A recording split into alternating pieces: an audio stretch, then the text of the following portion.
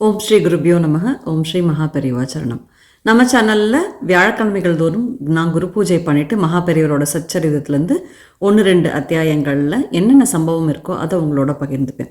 அந்த வரிசையில் பார்த்தீங்கன்னா இன்றைக்கி மே 1ஆம் தேதி வியாழக்கிழமை. இன்றைக்கி நம்ம அத்தியாயம் 41ல் என்ன சம்பவம் அப்படின்னு பார்க்க போகிறோம்.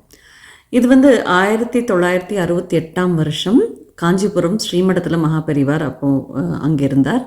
அப்போது காஞ்சிபுரம் வரதராஜ பெருமாள் கோவிலுக்கு பிரம்மோற்சவம் நடந்ததாம்.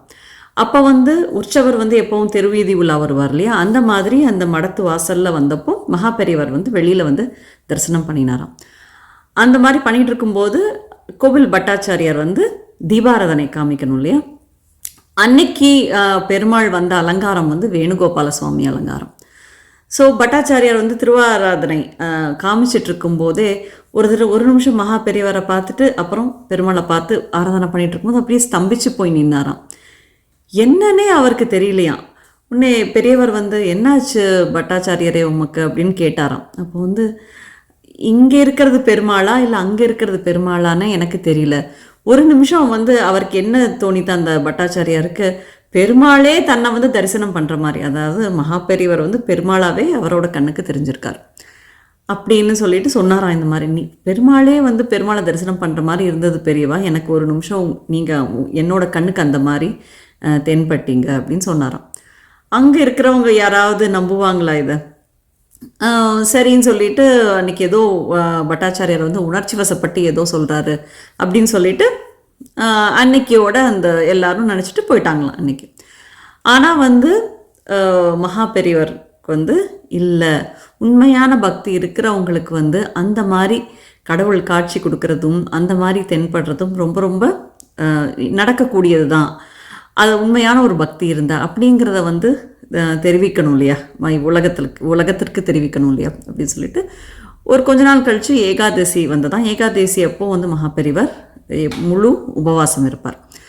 அப்போ ஒரு மடத்து சிப்பந்தியை கூப்பிட்டு போய் வரதராஜ பெருமாள் பட்டாச்சாரியாரை அழைச்சிட்டு வா அப்படின்னாராம். உடனே பட்டாச்சாரியாரும் வந்தவொடனே இன்றைக்கி என்ன நமக்கு மட்டும்தான் இன்றைக்கி என்ன திதி அப்படின்னு கேட்டாராம். உடனே அவருக்கு ஆச்சரியமாக போச்சான். ஏகாதசி திதின்னு எல்லாருக்கும் தெரியும், பெரியவாளுக்கு கண்டிப்பாக தெரியும், அதனால தானே அவரே உபவாசம் இருக்கார், என்னடா அது புதுசாக கேட்குறாருன்னு நினச்சிட்டு ஏகாதசி திதி அப்படின்னு சொன்னாராம். நமக்கு மட்டும்தான் உபவாசமா இல்லை பெருமாளுக்குமா அப்படின்னு கேட்டாராம்.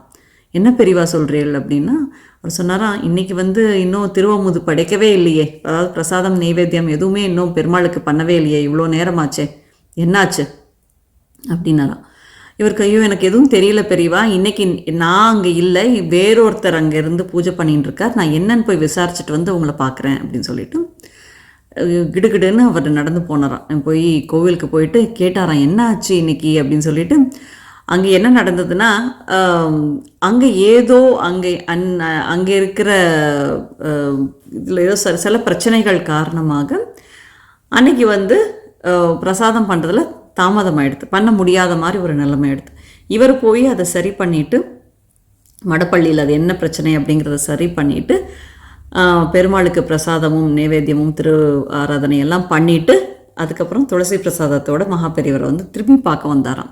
என்னாச்சு அப்படின்னோடனே அவர் சொன்னார், இந்த மாதிரி ஏதோ ஒரு பிரச்சனை, அதனால் கொஞ்சம் தாமதமாகிடுது பெரியவா, நான் அதை போய் சரி பண்ணிவிட்டு நான் நைவேத்தியமெல்லாம் பண்ணிட்டு வந்துட்டேன் அப்படின்னாராம்.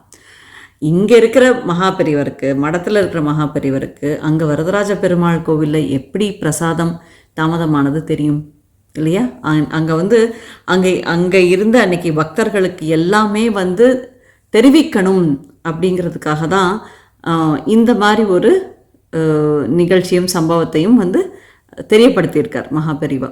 அதாவது இந்த மாதிரியும் நடக்கலாம்.